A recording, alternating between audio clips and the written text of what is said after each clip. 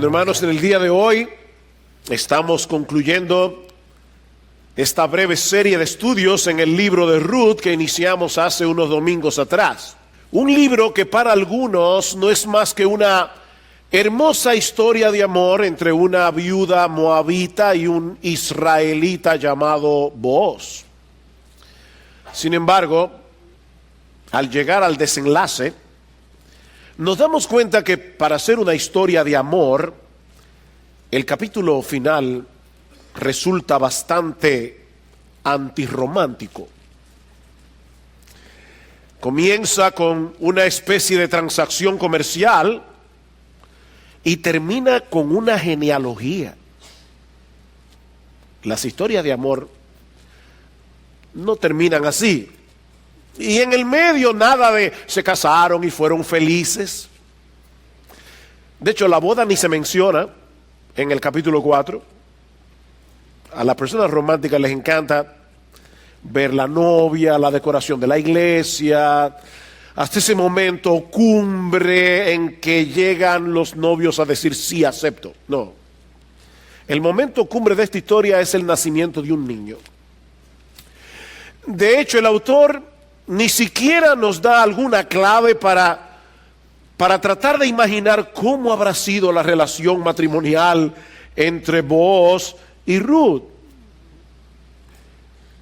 Mis hermanos, el propósito de este libro es mostrarnos más allá de la historia de estos personajes, el extraordinario amor de Dios por una humanidad rebelde al cumplir su promesa de proveer un redentor a través de seres humanos comunes y corrientes como tú y como yo.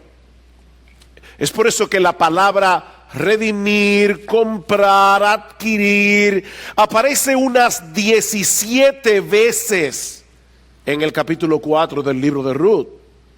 Es obvio que la idea de redención es una idea central en todo el libro, pero de manera particular en el pasaje que vamos a estudiar en el día de hoy. Para aquellos que no estuvieron aquí la semana pasada, la palabra redimir significa liberar mediante el pago de un rescate. Eso es lo que significa redención, liberar mediante el pago de un rescate. Nosotros decíamos la semana pasada que si una familia en Israel caía en desgracia, podía vender o arrendar la tierra, pero no de manera permanente.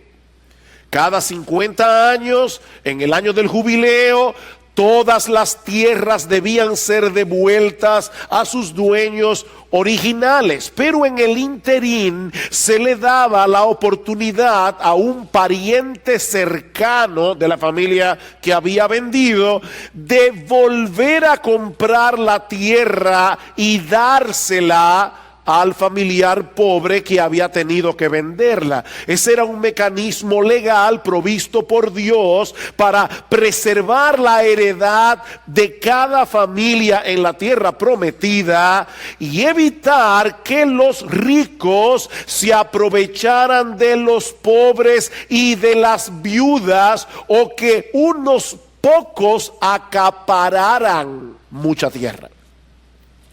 Nadie podía quedarse con la tierra de otro, a menos que el nombre familiar desapareciera por falta de un heredero. Es por eso que Dios también estableció en la ley que si un hombre moría sin dejar descendencia, su hermano debía casarse con la viuda para dejarle un heredero legal a su hermano fallecido. Eso es lo que se conoce como la ley del levirato, de la palabra latina levir, que significa cuñado. Y es alrededor de estas dos necesidades que gira la historia que se narra en el libro de Ruth. En el capítulo 1 vemos que tanto Noemí como Ruth se han quedado viudas y ahora necesitan un redentor que no solo rescate la heredad familiar, sino que también proveyera un heredero que preservara el nombre de la familia de Elimelech. En el capítulo 2 aparece una opción redentora en la persona de Booz. pariente de Elimelech, que ha sido inusualmente bondadoso con Ruth, la nuera moabita de Noemí. Pero pasan los meses y Booz no da ningún paso para hacerle una propuesta matrimonial a Ruth. Así que en el capítulo 3, Booz, o mejor dicho, nos encontramos con Noemí dándole consejo a su nuera de que vaya donde Booz y le pida formalmente que la redima. Booz está de acuerdo con la propuesta, pero otra vez hay un problema en el camino. Resulta que hay un pariente aún más cercano que tiene más derecho que él para redimir la propiedad y para casarse con Ruth. Así que el capítulo concluye, como vimos hace un momento, con la promesa de Booz de resolver este asunto ese mismo día. Si el pariente cercano rehusaba redimir, Booz redimiría. Bien, es el desenlace de esta historia lo que nosotros veremos en el día de hoy al considerar el capítulo 4, que como hemos dicho ya comienza con lo que parece una transacción comercial bastante ordinaria, pero que no es otra cosa que la providencia de Dios en movimiento para proveer un redentor. Y aquí está mi primer punto del sermón de esta mañana: la provisión de un redentor. Vos ha prometido a Ruth, no te preocupes, yo resuelvo ese asunto hoy. Así que debemos suponer que temprano en la mañana Booz se dirigió a la puerta de la ciudad, en Belén. Era en la puerta de la ciudad donde se hacían los negocios, era en la puerta de la ciudad donde se resolvían los litigios. Versículo 1. Y Booz subió a la puerta y allí se sentó. Y he aquí, otra vez, la expresión de sorpresa. En el hebreo, ¿recuerdan en el capítulo 2, versículo 4? Ruth sale a espigar y casual llega al campo de Booz. Pero no solamente eso, sino que en una manera también casual, Booz decide ir a supervisar en la parte de su campo donde Ruth está espigando. Y allí se encuentran Booz y Ruth. Bueno, Booz también sube a la puerta de la ciudad y he aquí que de una forma casualmente casual iba pasando, no era que ni siquiera el tipo fue a hacer ningún negocio allí. Iba pasando el pariente más cercano de quien Booz había hablado. Y le dijo, tú, ven acá y siéntate. Y él vino y se sentó. Y Booz tomó 10 hombres de los ancianos de la ciudad y les dijo, sentaos aquí, como testigos de la transacción.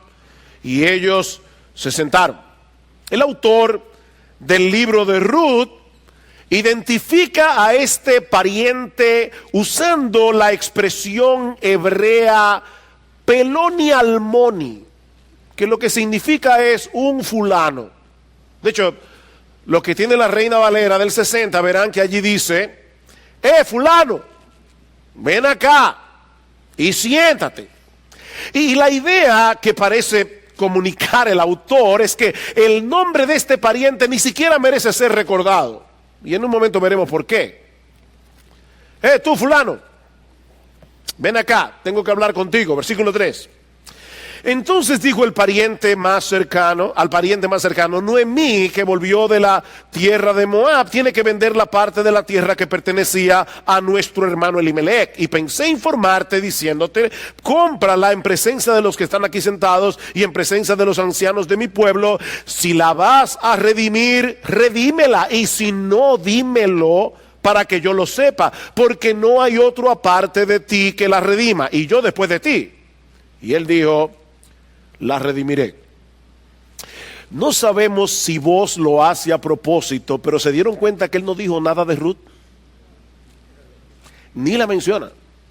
Le dice, mira que hay un asunto de una tierra, Y debemos suponer que lo que Noemí está tratando de hacer por la ley del jubileo es vender los derechos de producción. La tierra no se vendía, recuerden eso. En Israel la tierra no se vendía el derecho a la producción de la tierra hasta el año del jubileo. Así que Noemí está vendiendo la producción de la tierra hasta que la tierra pudiera volver a ella en el año del jubileo. Ahora, dado que en ese momento ella no tiene ningún heredero, la verdad es que comprarle esa propiedad a Noemí era un buen negocio, porque a final de cuentas no se iba a traspasar a nadie en el año del jubileo y se iba a quedar en la familia del que compraba. Así que, para horror de todos los que quieren ver a Booz casándose con Ruth, el tipo dice: redimiré. Es entonces cuando Booz, muy sabiamente, le dice: oh, perfecto, mira, hay un asunto más. Y es que la tierra viene con moabita incluida, versículo 5. Entonces Booz le dijo: el día que compres el campo de manos de Noemí, debes adquirir también a Ruth la moabita, viuda del difunto, a fin de conservar el nombre del difunto en su heredad. ¿Ven el punto aquí? Conservar el nombre del difunto. Hay que darle un heredero al difunto para que la tierra pase a él. Versículo 6. Y el pariente más cercano respondió: no puedo redimirla. Este es el típico caso cuando nosotros decimos no puedo, cuando en realidad deberíamos decir no quiero. ¿Han visto eso, verdad? Yo sé que yo no puedo perdonarlo. No es que tú no quieres perdonar, no es que tú no puedes, es que no quieres. Aquí parece que tenemos un caso similar. Yo no puedo redimirla para mí mismo, no sea que perjudique mi heredad. Ese es el problema aquí. Redímela para ti, usa tú mi derecho de redención, pues yo no puedo redimirla. Al introducir a Ruth en la ecuación, una viuda joven que todavía puede tener hijos, al fulano ya no le parece una buena inversión, porque según la ley del liberato, ese hijo vendrá a ser el heredero legal ¿de quién? De Elimelech y de Malón. Y por lo tanto, en el año del jubileo, todo lo que él comprara volvería a ser de la familia de Noemí. En otras palabras, era una buena inversión a la corta, pero no a la larga.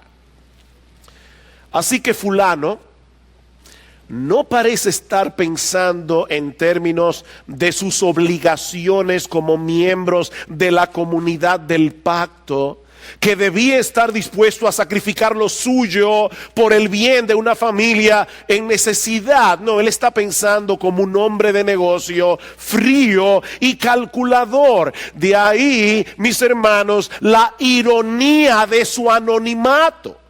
Buscando su propio bien, este hombre desaparece de la historia como un fulano cualquiera.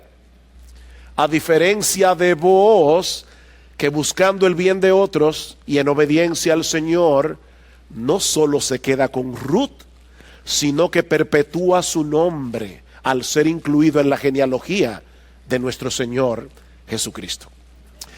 Aquí se cumple, mis hermanos, la ley de ganar perdiendo. ¿Recuerdan esa ley que aparece en el Nuevo Testamento? Dice el Señor Jesucristo en Mateo capítulo 16, versículo 25, todo el que quiera salvar su vida la perderá.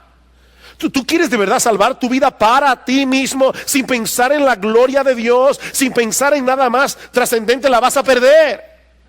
Pero todo el que pierda su vida por causa de mí, dice Jesús, la hallará. Fulano quiso salvar su vida para sí mismo y terminó perdiéndola. Booz estuvo dispuesto a pagar el precio de la redención y terminó ganándola. El mundo pasa y sus deseos, primera de Juan 2:17, pero el que hace la voluntad del Señor permanece para siempre. Así que, para alivio de todos, este fulano le cede a Booz su derecho a redimir, a través de una ceremonia que resulta bastante extraña para los ojos del lector moderno, versículo 7.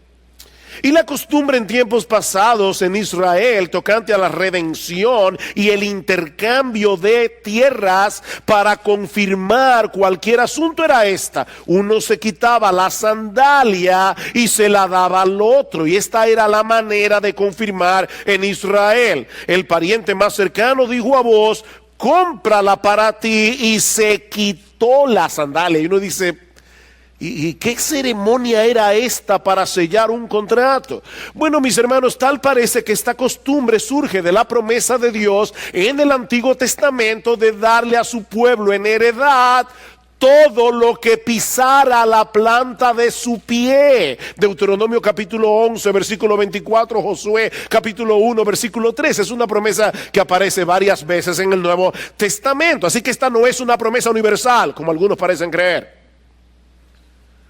Conocí una señora una vez en uno de mis viajes que decía: yo creo en esa promesa, así que un día vi ese carro, le puse el pie encima y dijo: ese carro será mío. No, es que esa promesa no tiene nada que ver con lo que tú puedas pisar con la planta de tu pie en el día de hoy. Esto tiene que ver con la tierra prometida. Y tiene que ver de manera particular con la nación de Israel. Al entregarle al otro el calzado de los pies, la persona está cediendo el derecho de pisar esa tierra como si fuera su propiedad. ¿Ven la idea? Así que no era tan loca la ceremonia, era bastante lógica dentro del contexto de la promesa de Dios a la nación. Así que vos acaba de adquirir los derechos no solamente de la propiedad, sino también de casarse con Ruth. Y por si acaso, él quiere confirmar el asunto bien claro delante de los testigos. Versículo 9. Entonces vos, dijo a los ancianos y a todo el pueblo: vosotros sois testigos hoy que he comprado de la mano de Noemí todo lo que pertenecía a Elimelech y todo lo que pertenecía a Kelión y a Malón. Además, he adquirido a Ruth la moabita, la viuda de Malón. Oh, ahora es que nos enteramos de eso. Por primera vez se menciona en el libro que Ruth estaba casada con Malón y no con Kelión. Nosotros no sabíamos eso hasta llegar aquí. He adquirido a Ruth la moabita, la viuda de Malón, para que sea mi mujer. Y noten ahora las palabras de Booz: a fin de preservar el nombre del difunto en su heredad, para que el nombre del difunto no sea cortado de sus hermanos, ni del atrio de su lugar de nacimiento. Vosotros sois testigos hoy. Es muy evidente el contraste entre vos y el personaje anónimo de la historia, el fulano cualquiera. Vos estuvo dispuesto a pagar el precio que fuera necesario. Oigan, ¿para qué? Para perpetuar el nombre y la heredad de Malón y de Elimelech. Si llegaba a tener un hijo con Ruth, legalmente hablando, ya no sería suyo. Ese hijo sería de Malón. Es por eso que vos es considerado como un tipo de Jesús en el Antiguo Testamento. Un tipo es una figura que se asemeja a otro personaje en el Nuevo Testamento. Bueno, vos es un tipo de Jesús. El Señor estuvo también dispuesto a pagar el precio que fuera necesario pagar para la redención de su pueblo. La gran diferencia es que vos no tuvo que morir para obtener una esposa, mientras que Jesús tuvo que dar su vida para poder comprar la suya. Ahora, eso no minimiza el amor redentor de vos, sino que más bien lo sitúa en un lugar de preeminencia al reflejar, aunque de una forma imperfecta, el amor redentor de Cristo por su iglesia. Y mis hermanos, ¿saben qué? Es de eso que se trata el matrimonio, a final de cuentas. Casados, es de eso que se trata el matrimonio a final de cuentas. Solteros, que se quieren casar. Es de esto que se trata el matrimonio al final de cuentas. No buscamos una esposa para satisfacer nuestras necesidades por medio de ella. No, buscamos una esposa primariamente, no únicamente, primariamente para venir a ser junto a ella una parábola viviente de la relación de Cristo con su iglesia. Y yo estoy convencido que la mayoría de los problemas matrimoniales surgen de una mala comprensión de ese gran propósito del matrimonio. Si bien es cierto que vos parece tener un fuerte interés romántico por Ruth, como se puede entrever desde el momento en que ellos se encuentran en el capítulo 2, mis hermanos, no es ese romanticismo lo que se está resaltando aquí. Vos actúa en esta historia como un verdadero redentor. Cuando las personas preguntaran en Belén, ¿cómo luce el amor de Dios? Ese amor de pacto que Él había hecho con su pueblo, de amarlos con un amor sacrificial, las personas podían decir, mira el matrimonio de Ruth y de vos, y te vas a hacer una idea. Allí se ejemplificaba el amor de Dios por su pueblo, en el amor de vos por Ruth. Lo que nos lleva a nuestro segundo encabezado, el significado de este acto redentor. El significado de este acto redentor. La ceremonia de compra concluye con unas palabras de bendición de parte de los testigos que están observando la escena. Una bendición que no se enfoca primariamente en vos y en Ruth. Si hubiera sido en el día de hoy, ¿qué hubieran dicho los testigos?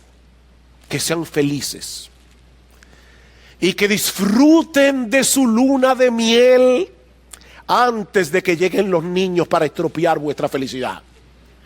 No, eso no es lo que los testigos le dicen a vos.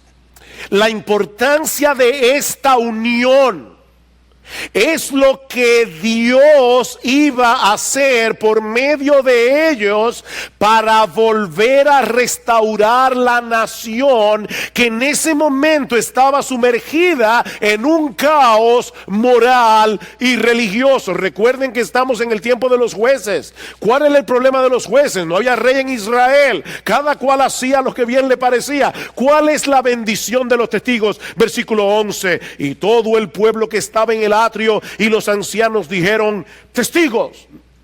Nuestra Biblia dice testigos somos. El hebreo dice testigos. Haga el Señor a la mujer que entra en tu casa como a Raquel y a Lea, las cuales edificaron la casa de Israel, y que tú adquieras riqueza en Efrata y seas célebre en Belén.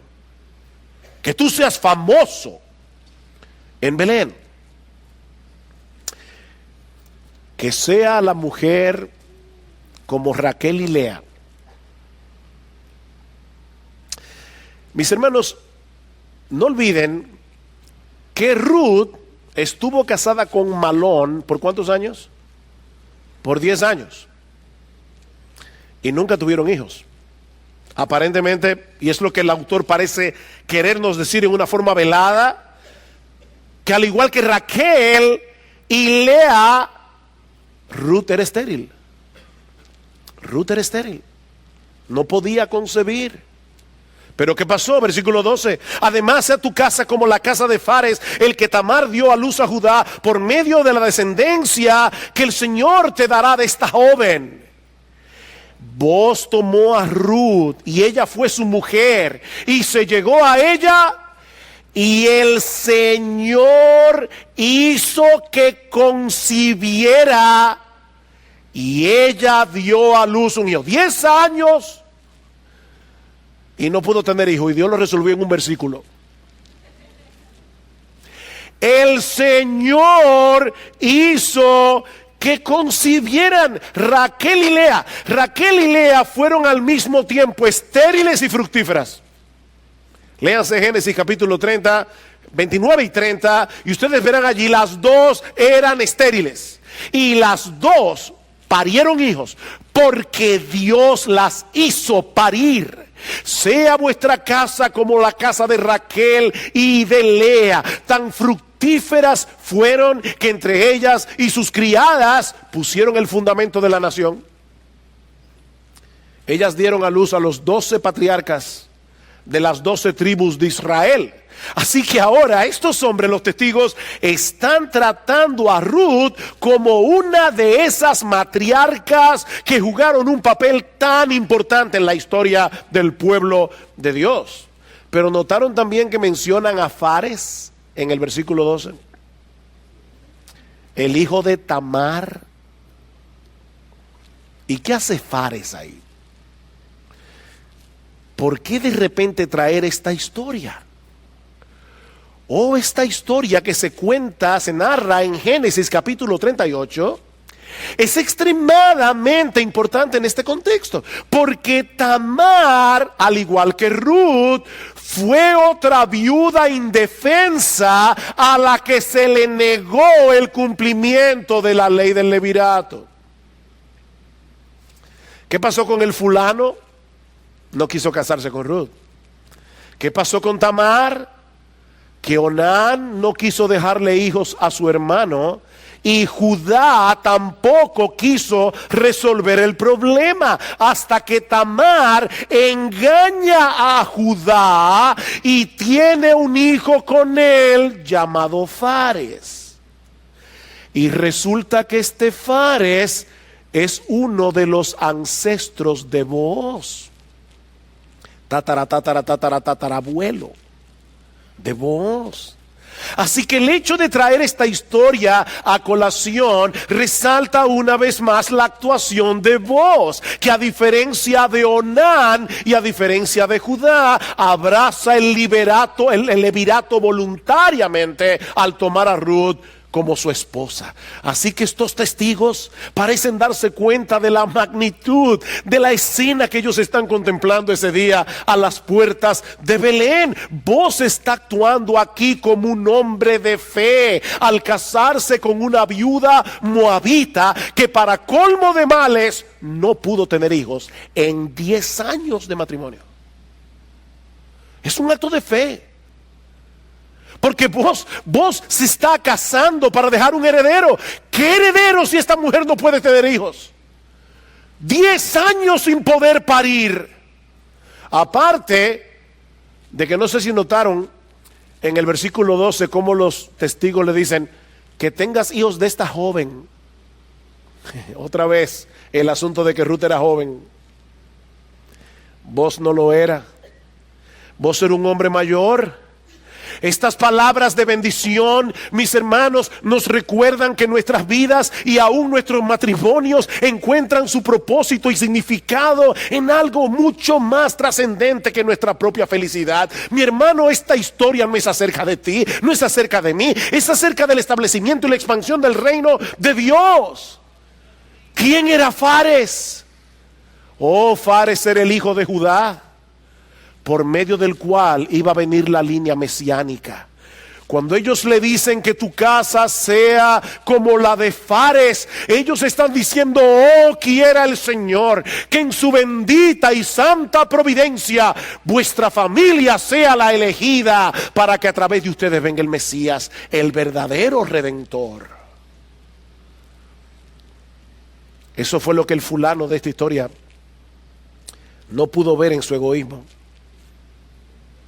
Él estaba demasiado preocupado por la edificación de su propio reino, demasiado preocupado por su nombre y su heredad, y termina desapareciendo de la historia como alguien totalmente irrelevante. Mis hermanos, el Espíritu Santo que inspiró al autor de este libro consideró que este fulano no era digno de ser recordado por su nombre. Déjame hacerte una pregunta. ¿Cuál es el reino que tú estás tratando de edificar?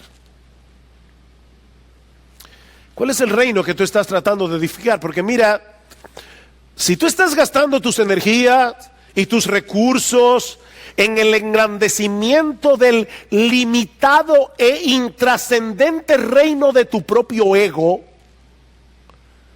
vas a terminar desperdiciando tu vida. Vas a terminar desperdiciando tu vida. Mas buscad primeramente el reino de Dios y su justicia, dice el Señor en Mateo capítulo 6 versículo 34, y todas estas cosas os serán añadidas.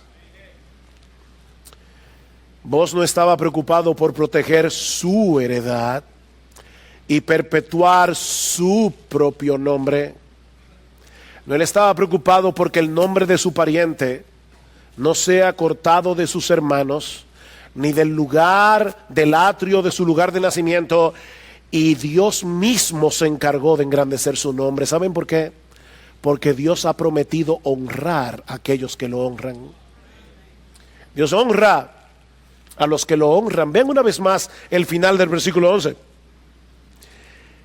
Dice que sea tu casa como la casa de Raquel y Lea, las cuales edificaron la casa de Israel, y que tú adquieras riquezas en Efrata y seas famoso en Belén.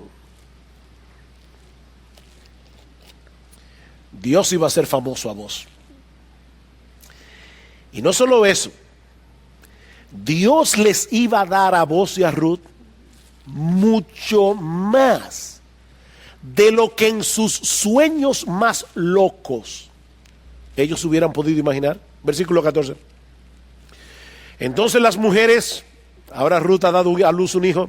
Entonces las mujeres dijeron a Noemí: bendito sea el Señor, que no te ha dejado hoy sin redentor, que su nombre sea célebre en Israel. Oh, los testigos habían pedido que el nombre de vos sea célebre en Belén, pero ahora ellos están diciendo que el nombre de este niño sea célebre en todo Israel. Sea él también para ti restaurador de tu vida y sustentador de tu vejez, porque tu nuera, que te ama y es de más valor para ti que 7 hijos, le ha dado a luz. Oh, mis hermanos, estas son las mismas mujeres que en el capítulo 1 murmuraron cuando vieron a Noemí entrar en el estado que estaba cuando ella llegó a Belén. ¿Recuerdan? Estas mujeres que Noemí les pide que no la llamen más Noemí, que significa placentera, no, llamadme Mara, que significa amarga, porque el Todopoderoso me ha amargado. Estas mujeres desaparecen de la historia en ese momento tan sombrío, pero ahora vuelven a aparecer cuando Noemí tiene al nieto en sus brazos. ¿Y saben cómo le llaman al niño?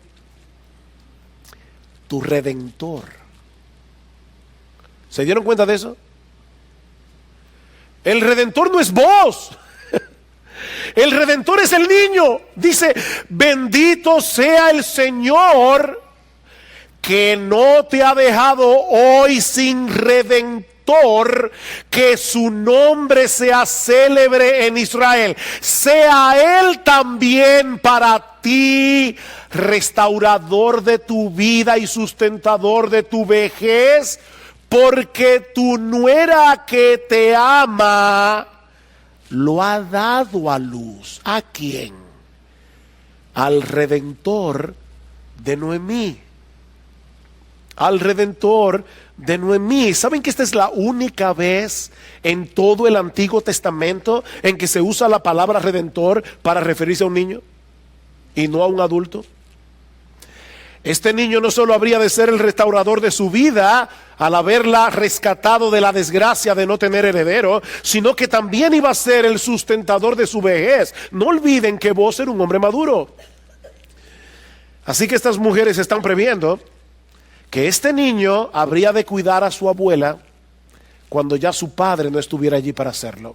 Él será el sustentador de tu vejez. El amor de Ruth por su suegra se había concretado en el nacimiento de este niño. Los israelitas le daban mucha importancia al nacimiento de un varón, y el número 7 era el número perfecto. Y ellas le están diciendo: wow, qué amor el de tu nuera. Esa nuera que tú tienes es más valiosa para ti que 7 hijos varones. Y ese amor de ella por ti se ha concretado en el nacimiento de este niño. Entonces Noemí, versículo 16, tomó al niño, lo puso en su regazo y fue su nodriza. Fue como si fuera su propio hijo. Oh, mis hermanos, se dan cuenta, Ruth había decidido vivir también para un propósito más trascendente que el de ella misma, y su nombre quedó perpetuado para siempre, no solo en esta historia, sino también en la genealogía de Jesús. Pero no olviden que había otra nuera, Orfa. Orfa decidió volver a los campos de Moab, y al igual que el nombre de fulano, también desaparece de la historia. Ruth le ha dado un heredero a Noemí, pero la importancia de este niño iba a trascender la vida de sus padres, iba a trascender la vida de su abuela. Es a eso que ellas se refieren al pedir que este muchacho, este niño, sea célebre, sea famoso en todo Israel. No en Belén, en todo Israel. ¿Y cómo iba a cumplirse este deseo, casi profecía, de las mujeres? Versículo 17. Y las mujeres vecinas le dieron un nombre. No Noemí, no sus padres. De hecho, Noemí por primera vez está callada. En todo el libro, cada vez que aparece Noemí está hablando. Aquí está callada, muda de asombro de lo que Dios ha hecho. Las mujeres vecinas le dieron un nombre diciendo: le ha nacido un hijo a Noemí, y lo llamaron Obed, que significa el que sirve. Es un siervo. Él es el padre de Isaí, que es a su vez el padre de David. ¿Por qué lo llaman Obed? Porque este redentor que acaba de nacer iba a desempeñar su papel actuando como un siervo, en este caso particular de su abuela Noemí, al ocuparse de ella en su vejez. Pero tendrían que pasar muchos años antes de que pudiera evidenciarse la importancia de este niño en la historia de la redención. Ya Noemí va a estar muerta, Boz y Ruth van a estar muertos, todos los testigos de la ciudad, todas estas mujeres, mis hermanos, ni Boz, ni Ruth, ni Noemí, ni los testigos, ni las mujeres habrían podido imaginarse que este niño iba a ser el abuelo del rey más importante en la historia de Israel. ¿Y saben lo que eso nos enseña? Nos enseña que nunca podremos ver en esta vida qué es lo que Dios está haciendo en nuestra vida. Mis hermanos, recuerden esto: nunca vamos a ver en esta vida todo lo que Dios está haciendo en nuestras vidas. Muchas veces nosotros queremos ver de qué manera es que Dios está obrando. Queremos ver de manera inmediata cuál es el propósito de Dios en esto que me está pasando. Y olvidamos que somos parte de un enorme tapiz que Dios está tejiendo en la historia. Un tapiz que nosotros solo podemos ver en parte y por atrás. ¿Ustedes han visto las alfombras, los tapices por atrás? Un hilo que viene por acá, otro hilo que viene por allá. Tú no sabes qué es lo que Dios está haciendo. Porque el propósito de Dios con tu vida va más allá de tu vida. Dios está haciendo algo, algún día lo veremos, algún día nosotros veremos el tapiz y diremos: wow, cuánta sabiduría tuvo Dios al guiar mis pasos. La pregunta es: ¿tú no puedes decir ese wow ahora por fe? ¿Acaso tú no puedes ahora que estás viendo ese pedacito del tapiz y por detrás? ¿Acaso no puedes por fe decir: wow, cuán sabio es Dios? Yo no sé lo que Él está haciendo, pero yo sé que Él es bueno. Yo sé que para siempre es su misericordia. Yo sé que Él es infinito en sabiduría. Yo sé que Él llevará mis pasos. a un lugar apropiado. David no solo habría de ser el rey más grande en la historia de Israel, sino que Dios le iba a prometer en 2 de Samuel capítulo 7, edificar a partir de él una dinastía que nunca tendrá fin. Y eso nos lleva a nuestro tercer encabezado, la esperanza futura de redención. Ya hemos visto la provisión del Redentor, el significado de esta provisión. Veamos ahora la esperanza futura de redención. Como nosotros decíamos al principio de este sermón, el libro concluye en una forma aparentemente anticlimática para hacer una historia de amor, con una genealogía. Versículo 18. Estas son las generaciones de Fares. Fares engendró a Esrón, Esrón engendró a Ram, Ram engendró a Aminadab, Aminadab engendró a Nazón, Nazón engendró a Salmón, Salmón engendró a Booz, Booz engendró a Obed, Obed engendró a Isaí, e Isaí engendró a David. Qué romántico. ¿Saben qué, mis hermanos? Yo creo que esta es la parte más extraordinaria de todo el libro de Ruth. El autor está trazando aquí la genealogía de David, partiendo de Fares, el hijo que Tamar tuvo con Judá. Ahora, no quiero que vayan al Génesis ahora, pero en su mente vayan al libro del Génesis. Ya dijimos que esta historia entre Tamar y Judá, una historia rarísima, se narra en el capítulo 38 del libro del Génesis. A partir del capítulo 37, es decir, el capítulo anterior, Moisés comienza a contarnos la historia de José, un personaje importante en la historia de Génesis, cuando de repente introduce esta historia tan retorcida del encuentro entre Judá y Tamar. Génesis 38 concluye con el nacimiento de Fares, y en el capítulo 39 Moisés sigue contando la historia de José. Y uno se pregunta, ¿y qué hace esa historia ahí? Porque Fares desaparece de la Biblia hasta que vuelve a ser mencionado en el libro de Ruth como uno de los ancestros del rey David. Es entonces cuando nos damos cuenta que esta historia de Tamar estaba allí por la sencilla razón de que el Mesías no vendría de la tribu de José, que por cierto era el más piadoso de los hijos de Jacob. No, la línea mesiánica viene a través de la tribu de Judá. Y esa línea mesiánica continúa precisamente a través de Fares. Mis hermanos, esa es una de las razones por las que encontramos tantas genealogías en la Biblia, porque la promesa de Dios de enviar a un redentor se fue desarrollando en la historia a través de seres humanos reales, rastreables, hombres y mujeres comunes y corrientes como tú y como yo. Dios había revelado que el Mesías iba a provenir de la tribu de Judá, pero él no había revelado de cuál de las familias de esa tribu. Hasta que llegamos a Ruth y encontramos esta línea directa entre Judá y el rey David. ¿Recuerdan ustedes cómo concluye el libro de Jueces? En aquellos días no había rey en Israel. Cada cual hacía lo que bien le parecía. Así que Dios proveyó ese rey en la persona de David.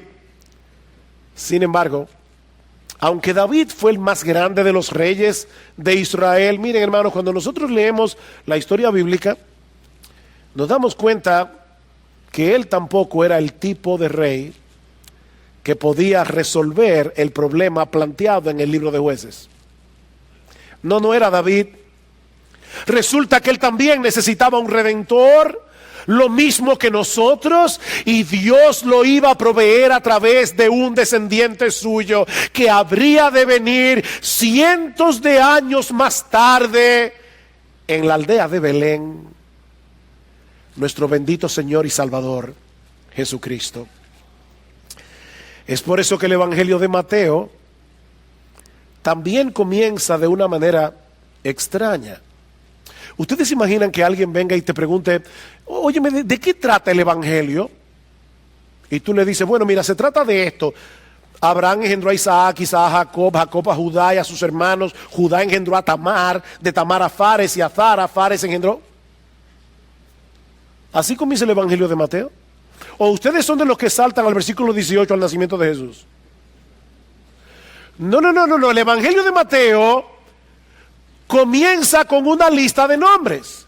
Libro de la genealogía de Jesucristo, hijo de David, hijo de Abraham. En Jesús se cumplen las promesas dadas a Abraham y a David. ¿Qué le prometió Dios a Abraham? En ti serán benditas todas las familias de la tierra. ¿Qué le prometió Dios a David? Un rey que se sentaría en su trono para siempre. Jesús es esa descendencia. Jesús es ese rey. Y eso es exactamente lo que Mateo quiere probarnos aquí. Abraham engendró a Isaac, Isaac a Jacob, Jacob a Judá y a sus hermanos. Judá engendró de Tamar a Fares y a Zara. Fueron mellizos, pero Fares fue el que engendró a Esrom, Esrom a Aram, Aram engendró a Aminadab, Aminadab a Nazón, Nazón a Salmón, Salmón engendró de Rahab a Booz, Booz engendró de Ruth a Obed, y Obed engendró a Isaí, e Isaí engendró al rey David.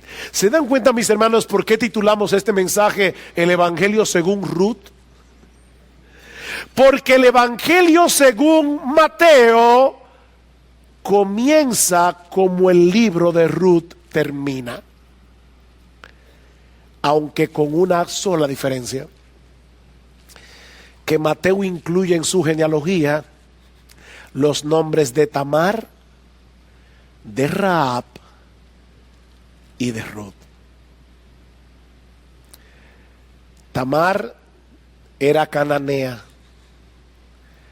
Rahab una ramera de Jericó, Ruth una moabita.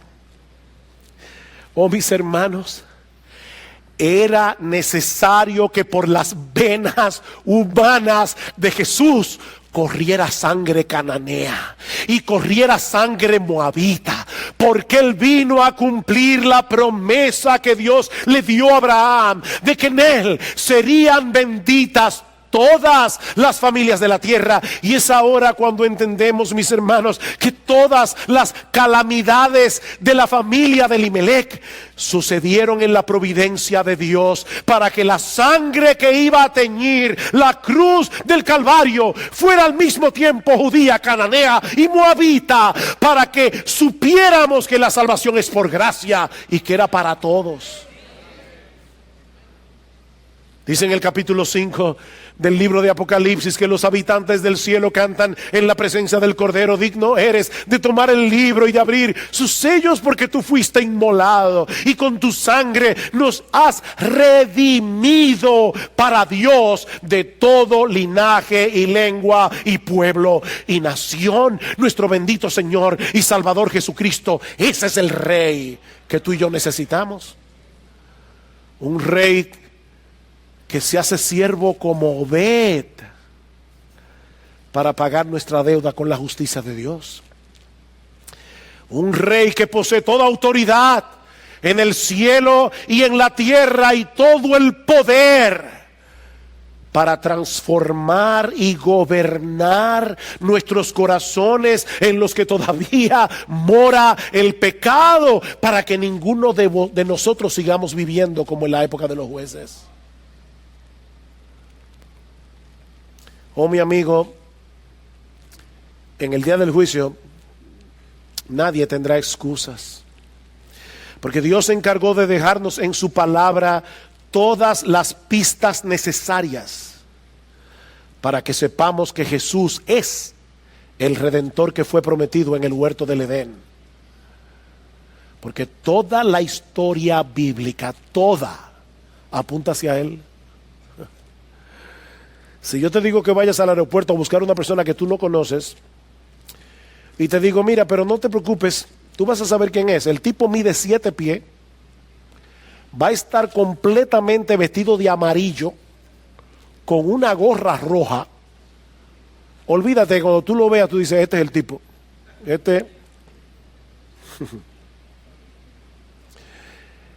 Dios se encargó de dejar en su palabra demasiadas pistas para que cuando ese niño naciera en Belén, en la ciudad de David, de 2 descendientes del rey David y de la tribu de Judá, no hubiera duda ninguna que ese era el Redentor. Toda la Biblia apunta hacia Él. ¿Recuerdan a los discípulos que iban camino a Emaús? ¿Qué les dice Jesús? Oh insensatos y tardos de corazón para creer todo lo que los profetas han dicho. ¿No era necesario que el Cristo padeciera estas cosas y que entrara en su gloria? Y comenzando desde Moisés y siguiendo por todos los profetas, les declaraba en todas las escrituras lo que de Él decían. La historia de Ruth no es primariamente acerca de Ruth, ni de vos, ni de Noemí. Es acerca del amor redentor de Dios que nos ha provisto en Cristo la redención que todos nosotros necesitamos. Oh, mi amigo, tú también necesitas ser rescatado de la esclavitud y la condenación del pecado. Y solo hay uno que cumple con las condiciones necesarias para redimirte: la segunda persona de la Trinidad, que por amor a pecadores asumió una naturaleza humana semejante en todo a la nuestra, pero sin pecado, para morir en nuestro lugar en la cruz del Calvario. La salvación es para cananeos como Tamar y como Rahab. La salvación es para moabitas. La salvación es para todo pecador que reconoce su pecado y, humillado ante el trono de la gracia, viene arrepentido, confiando únicamente en Cristo para el perdón de sus pecados. En ningún otro hay salvación, dice la Biblia, porque no hay otro nombre bajo el cielo dado a los hombres en que podamos ser salvos. Oh, mi amigo, tú puedes ser redimido hoy. Tú puedes ser redimido ahora. Tú puedes ser rescatado. El precio ya fue pagado en la cruz. Ven a Cristo. Ven a Cristo en arrepentimiento y fe. Todos tus pecados serán perdonados y obtendrás de pura gracia hoy, ahora, aquí, el don de la vida eterna en Cristo.